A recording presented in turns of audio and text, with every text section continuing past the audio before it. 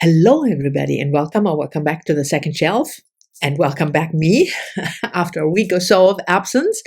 Let's see whether I still know how to do things on this very dreary Sunday, which you can probably see from the lighting because it's winter in the northern hemisphere, and that's not the issue. I mean, I'm filming always at the same time, but it doesn't really get light, so you need artificial light in order to see anything at all. Anyway, you don't care.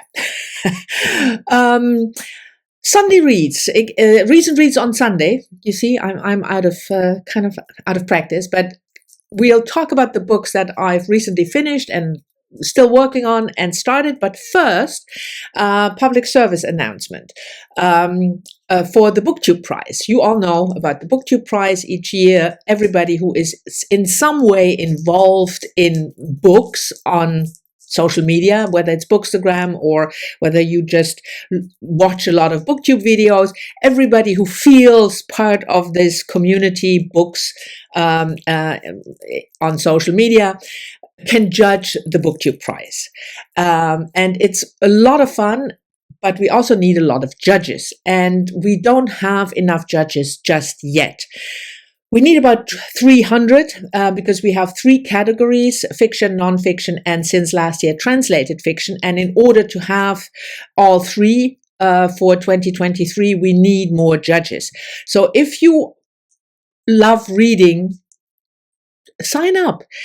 It's not a commitment for the whole prize. You can just judge one round. In fact, the most judges we need is in the first round, which is in February, March.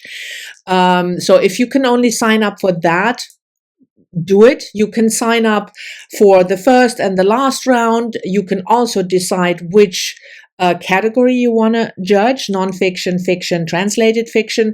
But we definitely need judges for the translated fiction. I will leave a link to Robert, who is organizing it, Robert from Britta Bolt, the BookTube Prize. I leave his announcement video down below, and also a link to the BookTube Prize website where you can check out the books from the last couple of years. And like I said, it's a lot of fun. You have to read 6 books in 2 months. So it's not that huge a commitment if you sign up for one round. And like I said, please consider, especially for the first round. Okay, now you're all signing up. Pause this video, but I'm just carrying on with the books that I've read. I have a couple of books that I finished. Some of them I have already talked about quite a bit, so I'm not gonna spend too much time on them. And the first one is one of those, a nonfiction book that I read for Nonfiction November, so I just forgot to talk about it. And that is this collection by Emma Dabiri, Twisted: The Tangled History of Black Hair Culture. And Emma Dabiri is an Irish a Black Irish author, and I was just looking up some things never change. I was looking up the publication date, publication year 2019. I already talked about this. I really liked the way that Emma talked about hair, black hair. You can see her hair here. This is her natural hair. The way you treat it or not, braiding, what that means in various cultures, but also women who invented treatment products for that type of hair, because you can't just go to a hairdresser who is used to hair like mine. So I thought it was really interesting. If you want to know something about that particular aspect of Black culture, I can certainly recommend it. The second book I finished was a buddy read with Kathleen from Kathleen Ann and Adam from Memento Mori, and we are always doing buddy reads. I told you that before, 4 times a year, and we also try to read some Murdoch. And I picked this Murdoch, The Good Apprentice, which was published in 1985. And it was only partially a success. Kathleen and I, we quite liked it. I thought it was the typical Murdoch fashion. If you have never read Murdoch, that means absurd, from situations, but also the characters. They just can't help themselves. The premise of the book is a young man, Edward, who gives his friend drugs without the friend knowing, and the friend kills himself or jumps out of the window. I mean, not a suicide, in maybe not intentionally, but he dies. And then the book, talks about Edward trying to come to grips with his guilt.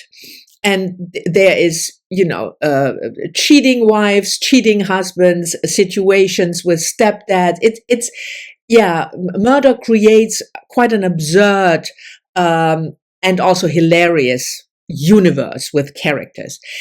So I quite enjoyed it, but I also have to say the criticism that especially Adam voiced. I hope, Adam, you don't mind that I tell people that is that the book was a bit bloated. It could have been just half and just more concise, and that would probably make it a better book. So I liked the absurdity of it all. I was entertained. It cheered me up in a weird way because those characters are just so laughable. But it was certainly also for me not the best Murdoch. And then the last book I want to talk to you about was the first book actually I read for Cloak and Dagger Christmas 2022. So month of December, we're reading mysteries. There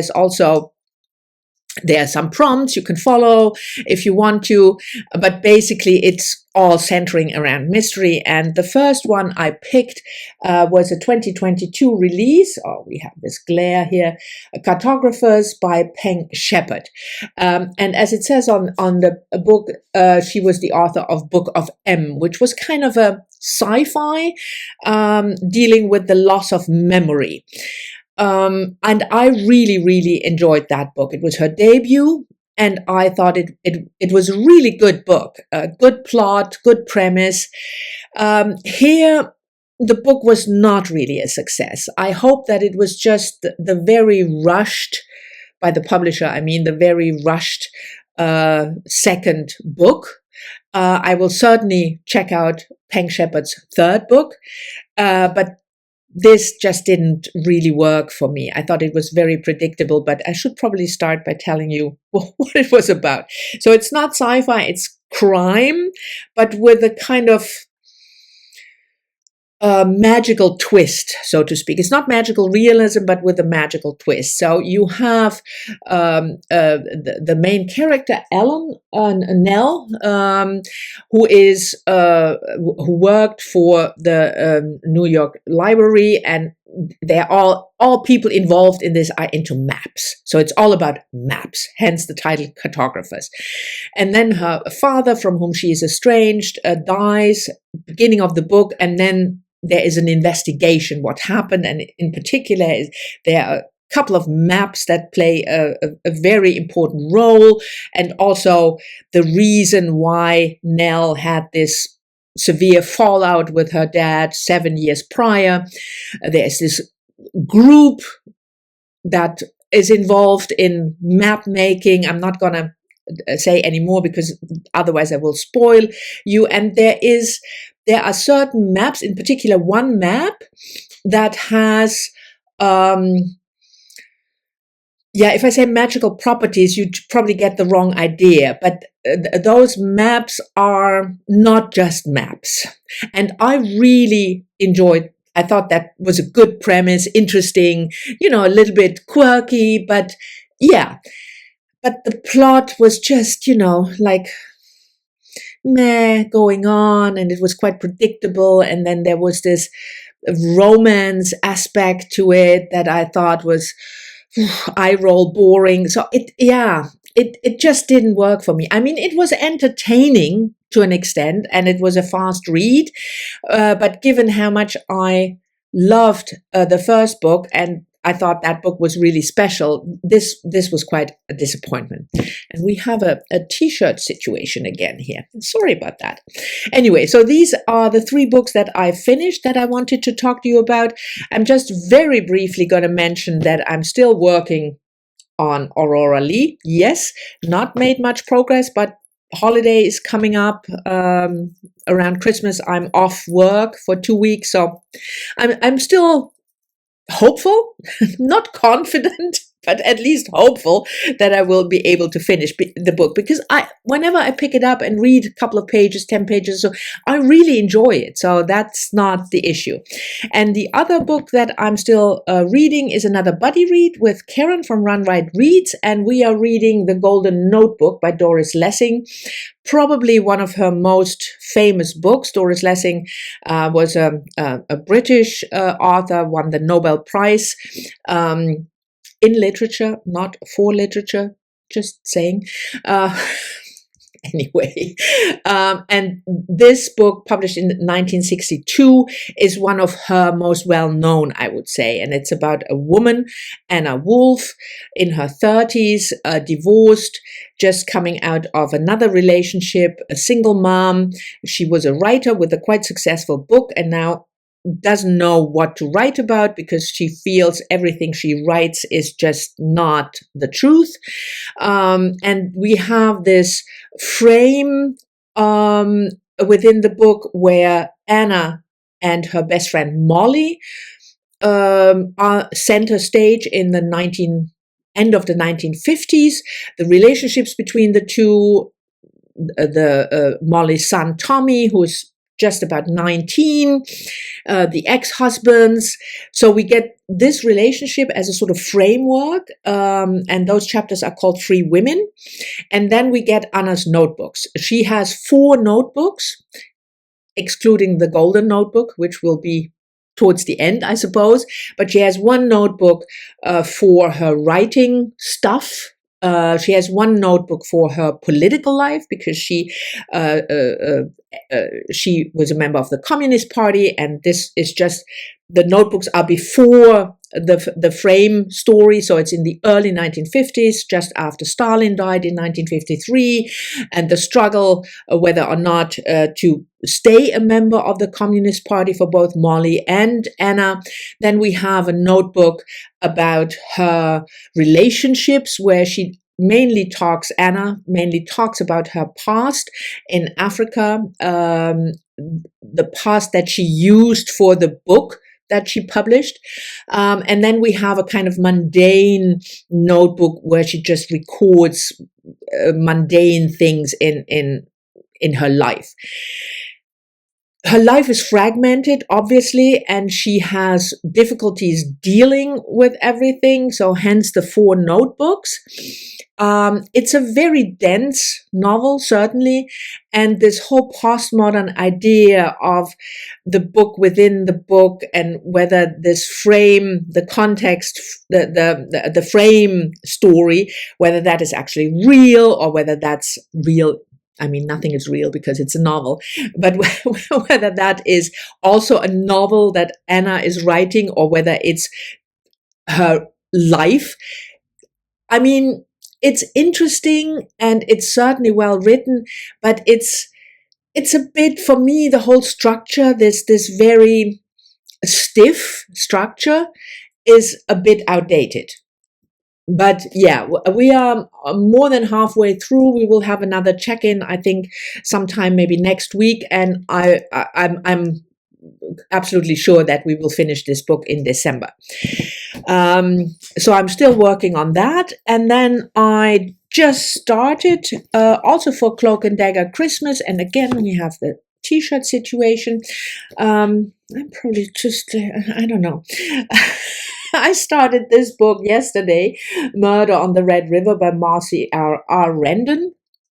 This is the 4th quarter pick, I hope that is the right way of saying it, of the BookCougars. The book was published in 2017, and the BookCougars are 2 middle-aged women on the hunt for a good read. So I will leave, of course, a link to their channel and also the Goodreads group. And I love their podcast. If you have never listened to their podcast, you should definitely check it out. You can also listen to it on YouTube. And they pick a book every quarter, and this is the last pick. Marcy Rendon is an Indigenous author. She is an enrolled member of the White Earth Nation, and that White Earth Nation plays a role in the book. It's a crime novel set in the Red River Valley, which is between North Dakota and Minnesota. I'm bad at geography in any sense, but certainly U.S. geography, but somewhere northwest of Chicago, I would say. And the main character is Cash, or at least that's what she is called, an Indigenous, very young woman. Her real name is Renee Blackbear, and she's 19 years old.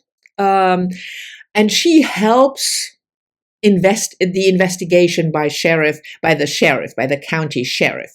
The book opens with more. We get a background of Cash's character. She was in the foster system. It's not quite clear why. She never knew her dad, but what happened to her mom after a car accident. She has 2 siblings. We don't really know what happened to them either. She plays pool and drinks a lot of beer. And she also has visions. So she has these dreams about things that turn out to come true.